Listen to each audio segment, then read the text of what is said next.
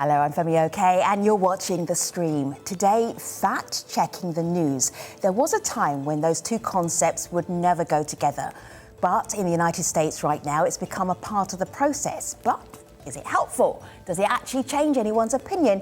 And can fact-checking itself be biased? So many questions. If you're watching on YouTube, you can join the chat and be part of today's conversation. And if you're following via Twitter, you can tweet us at AJStream.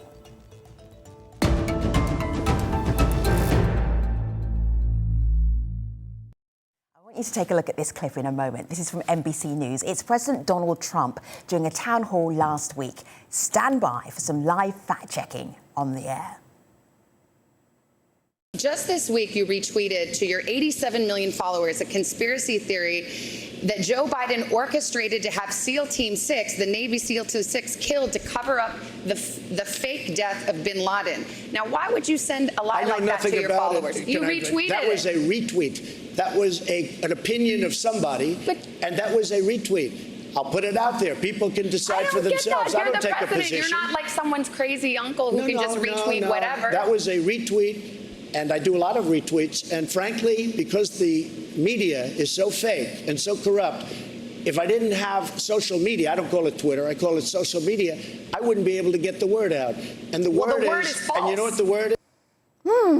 Yikes! Joining me to talk about the facts and the news, Alan Duke, you see him right there, editor-in-chief and co-founder of Lead Stories. That's a fact-checking organisation that helps social media platforms limit the spread of misinformation. Katie Sanders, managing editor of PolitiFact. They're a fact-checking website that rates the accuracy of claims made by elected officials. And Michael Wagner, he's a professor of journalism and mass communications at the University of Wisconsin-Madison. Michael, let's start with you first of all. What is a fact-checker? How do you understand what a fact-checker is? Because then I'm going to ask the fact-checkers. Yeah, right. A fact-checker is different than traditional journalism, in the United States at least, where over the past several decades, reporters would report what, say, President Trump said, what Joe Biden said, and leave it to the audience to decide. A fact-checker takes a claim made by a politician and then actually works through whether that claim is true or not, or under what conditions is it true, under what conditions is it false, and sometimes will even then rate that claim on a scale to make it a little bit easier for the audience to understand, was the claim from that political leader verifiably true or not? Katie, is that what you do? Yes, that's pretty much right on the nose. At PolitiFact, we were founded in 2007, just ahead of the 2008 elections. We've been doing this a long time. And we rate statements from politicians and social media posts on our Truthometer, which starts with, it has 6 ratings. The pristine claim, that's totally accurate, gets a true rating. But then it goes to mostly true, half true, mostly false, false. And then for the worst of the worst, pants on fire, which is a play on an American expression that you might know. I'm looking at an example. This is taking a knee during the national anthem. Let that sink in. A presidential candidate taking a knee during our national anthem. Again, taking a knee for the very freedoms you claim you're going to protect and defend. No thanks or caps. Is this a pants on fire, Katie? Yeah, this is a pretty great example of something that we see on Facebook all of the time. We've been partnered with Facebook to fact-check false claims for more than 4 years now. And this is an example of a legitimate photo that has been miscaptioned in a way to play on one of the most divisive points of debate in our country, which is whether people should be kneeling for the national anthem to protest racial injustice. Alan. And that isn't what Biden was doing. He was posing for a photo. Yeah. Alan, go ahead. And that, it's important to note, is the meme. Is the worst way to deliver, most effective and bad way of delivering misinformation on a very big scale, because it could take someone maybe 2 or 3 minutes to come up with the idea and to execute that idea, put it online and let it start sharing. It's just typing up about 20 or 25 words, putting with an Associated Press. I think in that case it was a Reuters photo of Vice President Biden in Miami at an event, posing for a photo with the dancers and social distancing. There was no music being played at the time. And these memes spread so quickly. Why? And but people, Alan, why? Because it's mischief making Or is it even more? Yes. Is it even more sinister than that? Is it more than mischief? Yeah, well, it's just somebody in their basement or in their bedroom or wherever, out in a coffee shop, just creating these and sending them out to the world. And this is not journalism we're fact checking. These are not politicians we're fact checking. These are Facebook or Instagram users or Twitter users that are creating these, spreading these, and they just go all over the place. A year ago, if you had asked me, what do we spend most of our time fact checking? I would say we fact check a lot of other journalists or people who claim to be journalists and they're trying to make money. But now we're in 2020, we're more likely fact checking just your uncle who is just creating this and sending it out. Or as some people might say, your crazy uncle. Not you personally. But. You know my family so well. Let me just share with you, guests. This is Megan. And Megan makes a point for why fact-checking is so important. Let's have a listen. You know, I think fact-checking is so important in this day and age. You know, when we've seen so many successful disinformation campaigns over the past several years, I think for the American voter to be correctly informed, to know whether this is right or wrong, true or false, really anyone that's going to be influencing our public policy, our democracy, our constitutional rights, I think the citizens have a right to know and to really affirmatively know whether or not what they're saying is true. And so, yes, absolutely, fact check, the more the better. I'm just wondering what's happened that journalism needs now to be fact-checked. Shouldn't it be journalism 101, Katie? Like, this should be, why are you even in a job? Why is this a job? That's really interesting. So I think when PolitiFact was founded, it wasn't so much to initiate fact-checking by reporters, because reporters will tell you, I've been fact-checking all along. I double-check the spelling of names, I verify quotes, I double-check the historical accounts. But we're really working with two different definitions here for the most part. And so our kind of fact-checking is looking at claims that are being made not necessarily by the media, although we do check pundits as well who appear on cable TV, but claims that are in the media that are getting a lot of attention. That includes social media now. So when we're talking about fact checkers, we are not scrutinizing stories before they go to print. That's the job of really reporters and editors around the country and around the world. We are looking at the claims that are being thrown around and that people are wondering, is this really true? Like I think Megan was. And less of it is actually journalists doing that. That's the thing. I spend most of my time and our staff not fact-checking any article that was published on an actual website, but the meme or something like that. The example that the president referenced in the Miami town hall that he was called out on, the SEAL Team 6 claim that Joe Biden and Barack Obama had conspired to murder the members of SEAL Team 6 who had purportedly killed Osama bin Laden. All that was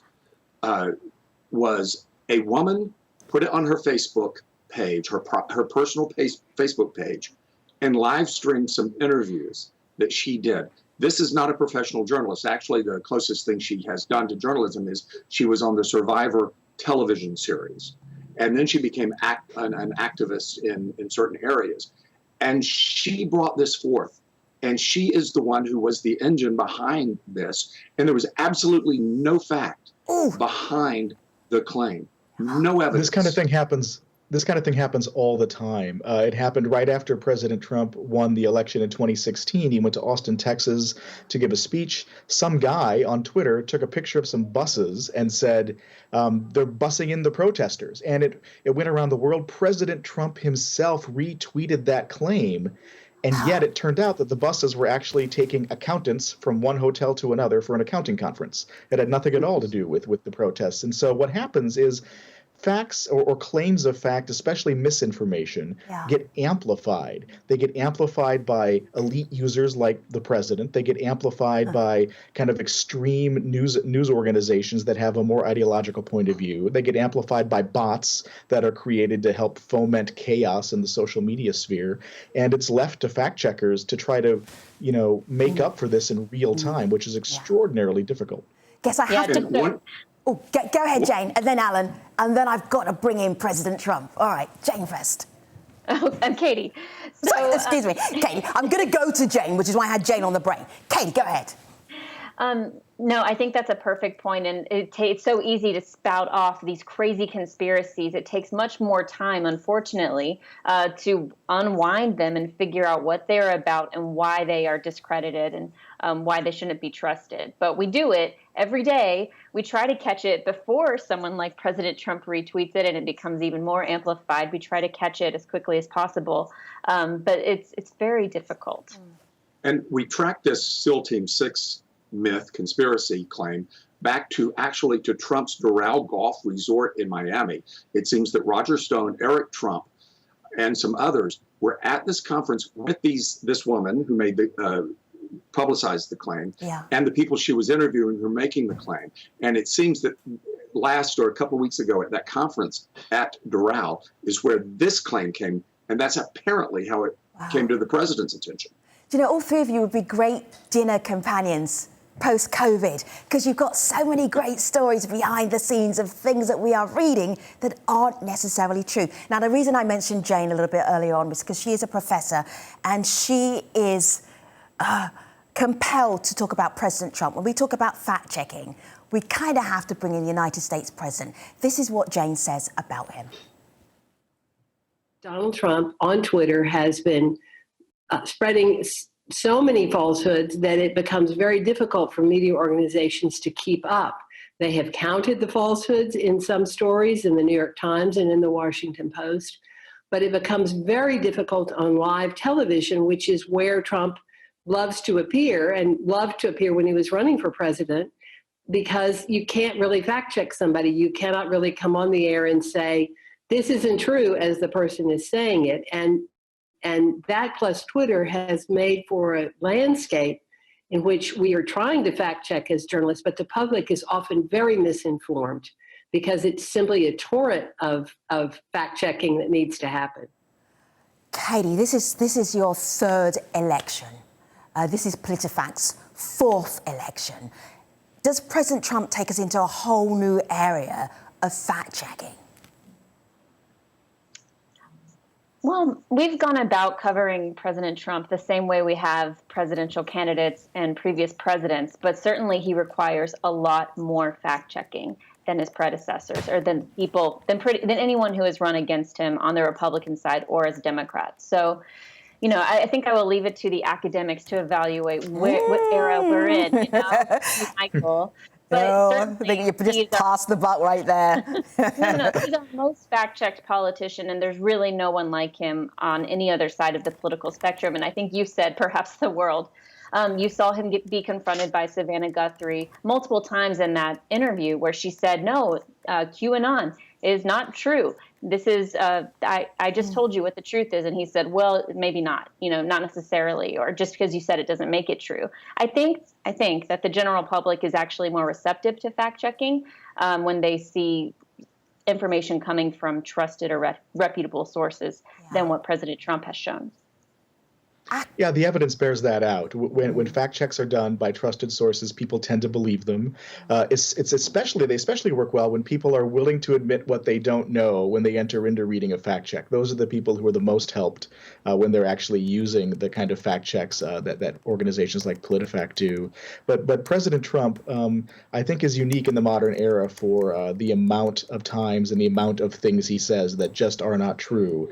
And he's also unique in his willingness to keep repeating things that have been shown by fact checkers repeatedly to be not true. He said in that clip, Michael, oh, I'm just retweeting it. So it's almost like it's not me. I just shared the information. Alan, I'm just wondering about President Trump. Does he create an extra level of challenge in terms of just kind of keeping up with what he's saying and checking in on that?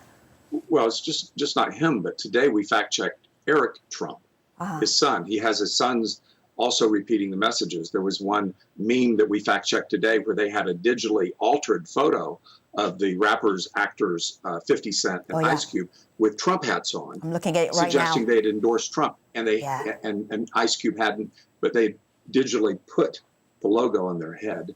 Right, that's our fact check on that. Yeah. And that gained a lot of speed because Eric Trump retweeted it or tweeted it originally. Yeah. And you're calling these elite tweeters, right, Alan? What makes them elite? Well, just because they got thousands of followers? They've got tens of thousands or millions of followers. Yeah. And you don't even have to have that, but that really helps it. But there are also these networks of Facebook groups and Twitter accounts, and they get virility and get out there pretty quick.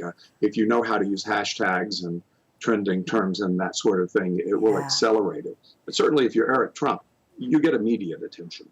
Let me share with you some of the conversation on YouTube, Michael. Hedisham says, I'm from Missouri, USA. Truth and facts is what I live by. I don't do Facebook because of the misinformation. All right, so, okay, that's a little dig at Facebook. Ashley Lawrence says, fact-checking boxes are starting points for self-research. So I would not take the information found by fact-checkers as facts immediately after reading. So she's questioning even the fact-checkers. Teresa says, many times finding out truth takes a lot of time. You can't take it off the information, not allowing people to make their own decisions. Katie, you nodded there, that whole idea about it taking time to get the right information. And I'm wondering how many of us who aren't journalists are ready to put that amount of time in. Well, certainly what we do, we've kind of made it a full-time job for about 15 people on our small team. The time it takes to debunk something really varies. A traditional political claim about Medicare policy or Social Security history and funding may take a day or two to sort out. But some of those claims, like the one that Lead Stories and PolitiFact fact-check today with the rappers wearing Trump hats that is just a fake photo, that takes... We can respond to that very quickly. Yeah. And frankly, we do it professionally, but people who are using Facebook and other social media platforms can do that as well with very simple techniques that fact checkers use all the time, such as Googling or doing a reverse image search. I don't think I'm giving away any big trade secrets here. Just opening up another tab and Googling what people are seeing can do a lot for people to confirm the things that they're seeing for themselves. And just because you spend time doing some Googling doesn't mean you're going to get the right answers, though, because there's a lot of bad information that you'll find when you do a Google search or a Bing search or any of them. In fact, some of the emails that we get, and we get an awful lot of emails, are long thought out research pieces of why we were wrong on a fact check. And then I look at theirs and I said, well, they're wrong because their research turned up garbage. And so just because you spend time on it does not make it good research. You need to know that. Journalism is hard. It's difficult to do the work that has to be done to figure out if a claim is verifiably true or not. And while it's important for citizens to do that Google, especially when they see a claim and they hadn't heard it before, and it makes them feel good because it's attacking the other side or showing something great about their own side, it's worth a Google there to see if you can find anybody else making that claim. But to do the actual work of fact-checking, it takes a lot of work. It requires access to sources, it requires access to documents, it requires time.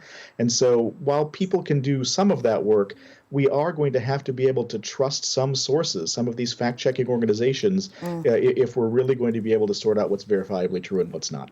I'm really glad you said that, because Robert is pointing out that there may well be some biases of the fact-checkers. Katie sounds great, Alan sounds great, they're telling us about the amazing work they're doing, but are they themselves biased? Let's have a listen to Robert. I do support fact-checking. I think that it's a very important part of keeping a democracy well-informed, especially in the age of someone who is known for rampant lies about his own administration's possible misconduct and corruption. It's helpful to keep track so we don't lose sight of what's been happening over the last 4 years. I think it should happen to both sides. I think sometimes that leads to a dangerous false equivalency where the media focuses on what might be good faith errors, like they're equal to intentionally spread false information. But all in all, I think fact checking is good for Americans and it encourages them to do more research on their own. So I do support it. Michael, you're the only person I'm going to allow to respond to that because Katie and Alan are actual fact checkers. Michael, what have you seen? Are we seeing more Republicans being fact checked than Democrats? I would say in general, we see more people in power get fact checked. And so when the president's Republican, he'll get more fact checks, or someday she'll get more fact checks. When the president is a Democrat, the same. President Trump gets outsized fact checking, but that I think is because he says things that are not true with way greater frequency than other political leaders. But in general, it's about who's in power. And I think the point about false equivalency is really important. The worst thing a fact checking organization can do, I think, is say, well, on Mondays we check Democrats and on Tuesdays we check Republicans, and we just go back and forth to be fair. That only works if both sides are telling the truth or not in the equal measure and equal number. And so it's really important for fact checkers to think about the full context of the information environment when they engage in their work. It's really more complicated than just who's in power.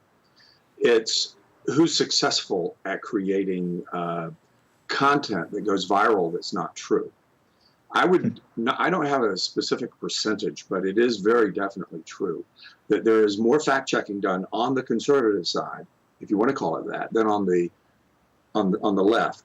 But part of that is because there's just that much more content.